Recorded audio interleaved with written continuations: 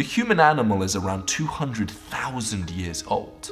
Your brain is running on incredibly old software, and in this video we're going to be giving it an update, a software update called Stoicism.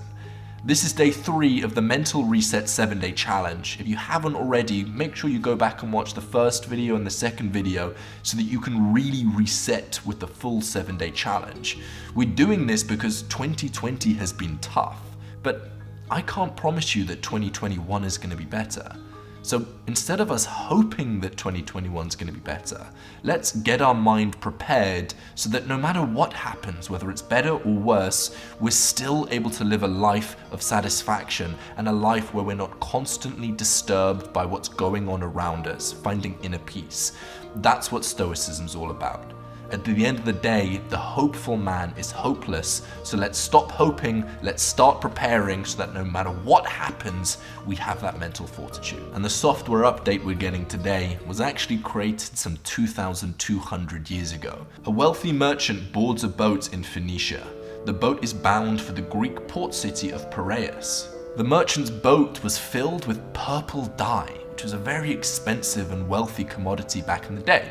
And as the boat was setting out, little did they know that the boat was headed straight towards the eye of a storm. And before he set sail, the merchant went to visit the oracle, and he asked him one question: what can I do to attain the best life? This was a question that had been asked many times before, and the oracle's response was to study the dead.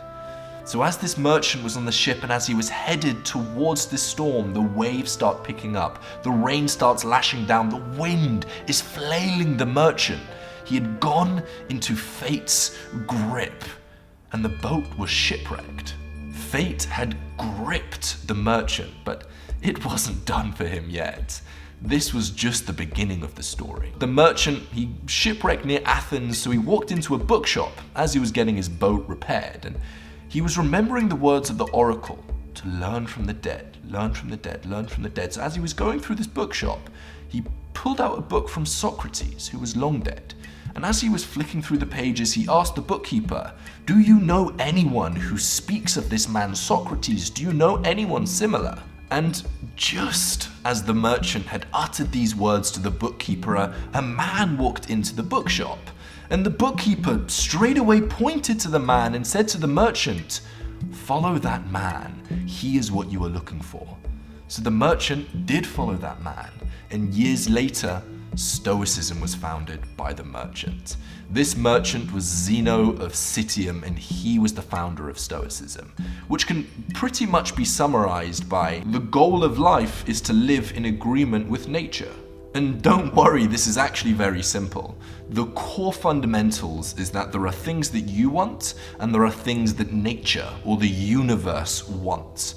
For example, you may want to win the lottery, but nature may not want that to happen. Nature doesn't have to make that happen. And by recognizing that the world is so much bigger and so much mightier than us, just a singular human on this planet, can allow us to recognize that we can't control everything, and that can bring us a ton of peace. So you're walking down the street, you smile at a man and he smiles back.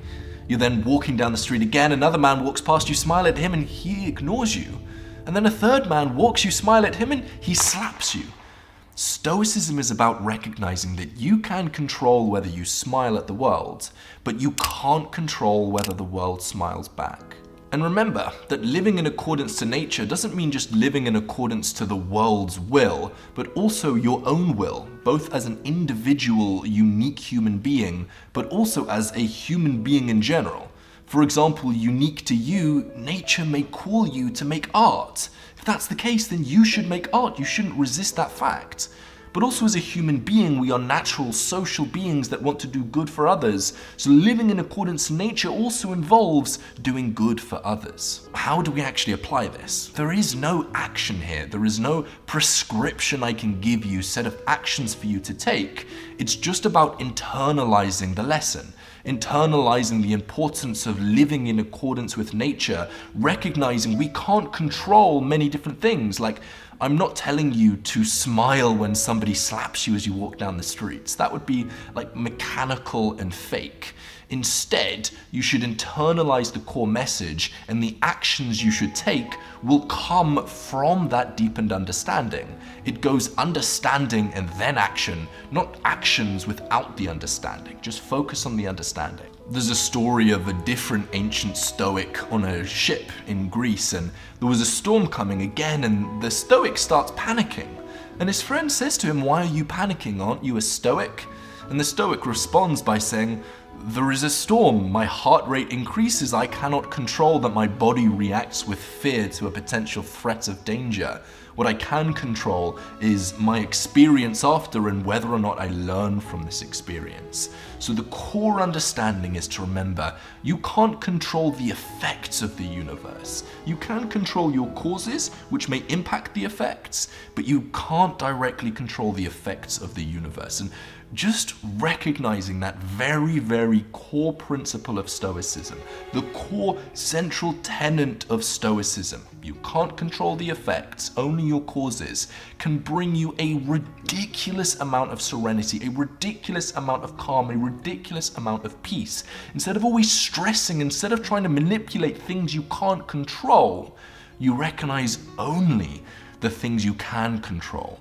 And that brings, like I'm saying, an insane amount of peace. And all of this can be used to describe why we feel so much fear as we go about our day-to-day life.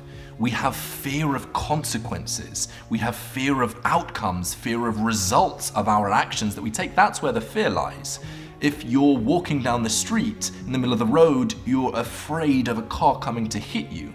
If you're up late at night, you're writing an essay, or I'm writing a script for a video, I have fear that the audience isn't going to respond to the script. It is always the consequence of my action where the fear lies.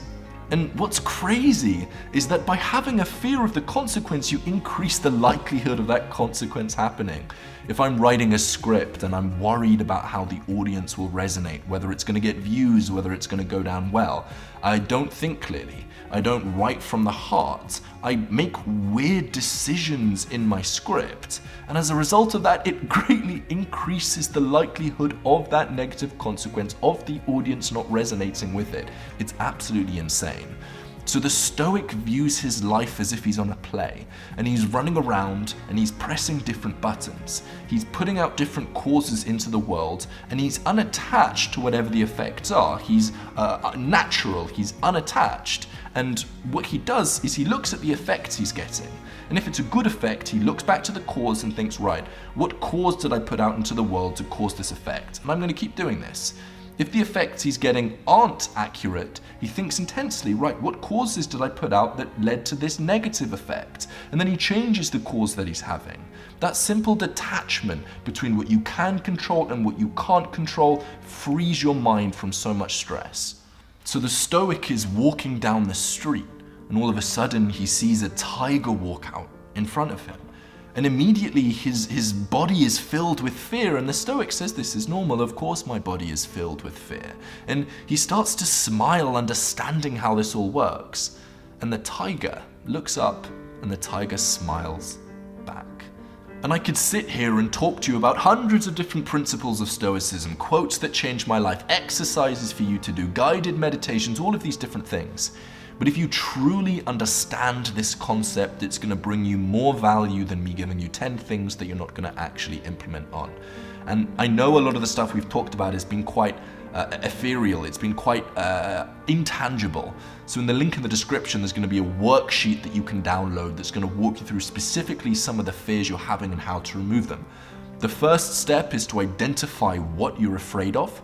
The second step is to figure out what is the consequence that you're afraid of. What is the thing in the future, the effect of your actions that you're actually afraid of? The way people view you, the results, whether you succeed or whether you fail. Third of all, try and identify past experiences that you've had, which are always limited, that have resulted in you having this perception of what's going to happen in the future. Then step 4, write out the things that you can control and start only focusing on those things and do them to the best of your ability. I welcome you to the 7-day mental reset challenge, and I'm excited to get on to the next video tomorrow.